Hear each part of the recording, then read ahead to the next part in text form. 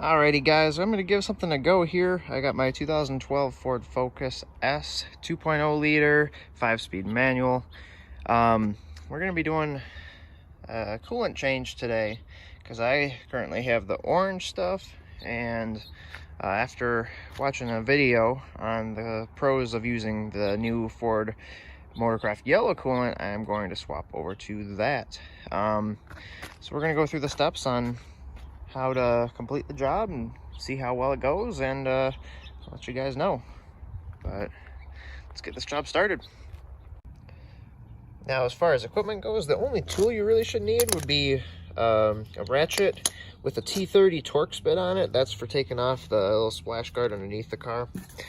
I've got 1 gallon of Motorcraft yellow concentrate, and this is you're gonna have to mix this 50-50 with distilled water, which I got from Cub Foods. Now, this coolant I got from the Ford dealer. Not sure if you can really get it anywhere else quite yet. Distilled water you can get pretty much anywhere, your local supermarket. I got a pitcher for mixing my 50-50 mix, drain pan, and a clean funnel, and this piece of hose. It's a 1/2-inch hose. I'm assuming that's probably going to be correct size for what I need it to do, but that's going to go on the drain plug after I loosen it, and that's going to help drain the old coolant into my drain pan so I don't spill. First step, of course, with the car jacked up and supported with jack stands, you're going to want to remove all these Torx screws going around the edges of this splash guard. This just pulls out after that, and then we have access to the bottom of the radiator. All right, so with that cover off, you can see right here is where we got the drain plug. So we turn this knob and the coolant will start draining out of here. So what I'm probably gonna have to do is drop this front plastic plate too. There's more T30 Torx screws around the edges here that I'll probably have to take off, and maybe a few plastic trees. So it's a good idea to have a tree puller tool if you got one. Otherwise a fork usually works, but yeah, just to pop these out and get this plastic out of the way. All right, so once you remove the 7 Torx screws holding this plastic piece in, it's kind of flappy here, you are going to need to remove these trees. This one looks actually kind of loose already. So for that, I do highly recommend getting your hands on one of these tree pullers. You can use a table fork as well to pop them out, but I highly recommend getting this tool because it will help you significantly. So essentially, let's see if I can do this one-handed while filming. You're going to want to separate the little button out of this tree so it comes loose. Might need to use 2 hands for this, we'll see.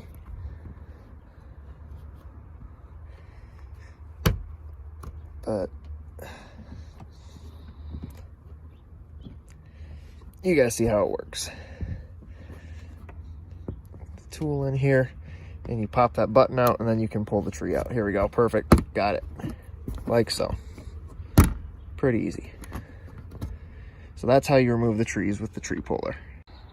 All right, so once you remove those plastic trees, you can pull that plastic cover out from underneath the radiator, and what you're left with looks like this. So you do have part of the radiator support in the way. There's a little hole you can go up through with your hose and tap onto that little drain plug there. So that's what I'm gonna do. Now, before we start draining, we are gonna wanna open up our overflow reservoir just a little bit. Obviously do this while the engine's cold. If you've been driving the car, let it cool down before you open this because it is under pressure. So we go ahead and loosen it up.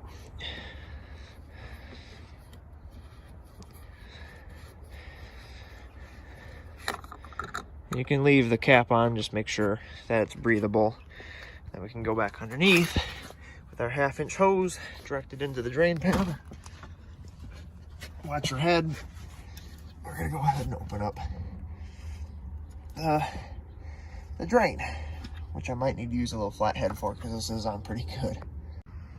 All right, so I did use a flathead screwdriver to loosen up the little drain plug. And now, as you can see, we're draining out the coolant into the drain pan, like so. It does not require any tools to take out this reservoir, but we'll take it up and shake it out because we do have a little bit of residual coolant staying in here. So we're gonna let that drain out so that we don't have any leftover, or as little as possible leftover when we put the new coolant in. These two coolants, the orange and yellow, are compatible, so you can go ahead and use both together and top off with each other, but I'm just gonna have it drained as best as I can. All right, so the capacity is a little over 6 liters, which is slightly less than 2 gallons. So I have 1 gallon of concentrate coolant, 1 gallon of distilled water. I am making a 50-50 mix with that.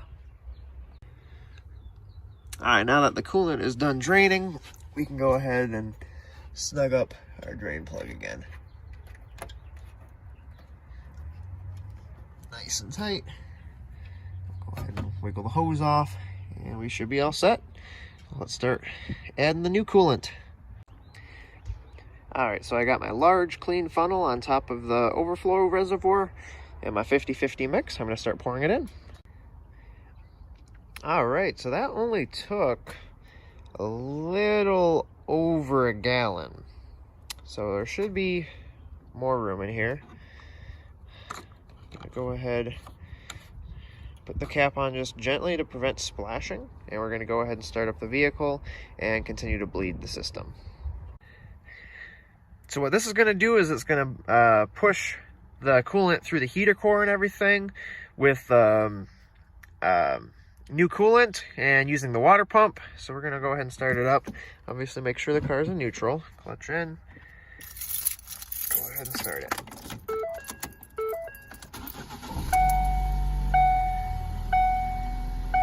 All right, now you're gonna turn it all the way to hot, and once it starts blowing warm air, then you know the heater core is full. We're gonna rev it up to 2,000 RPMs for a short while.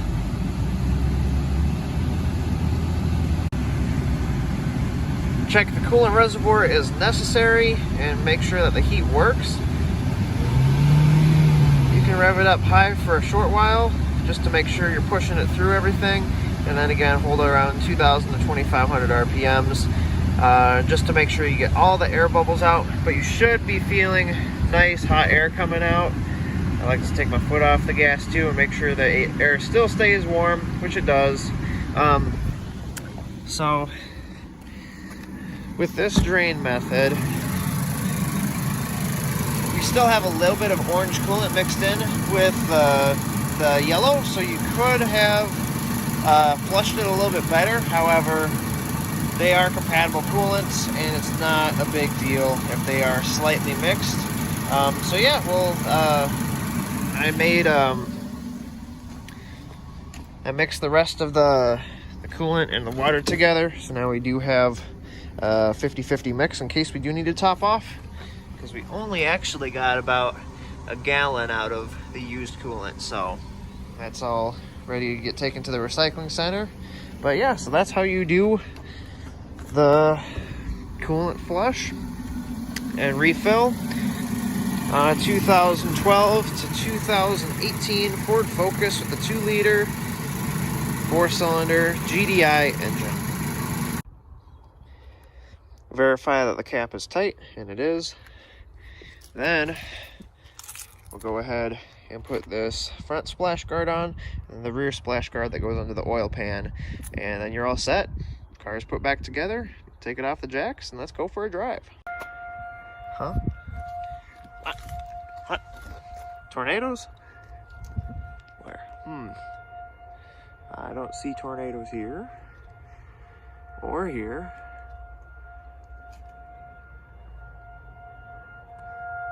Huh. Interesting. Gotta love the first Wednesday of the month at 1 o'clock here in Minnesota.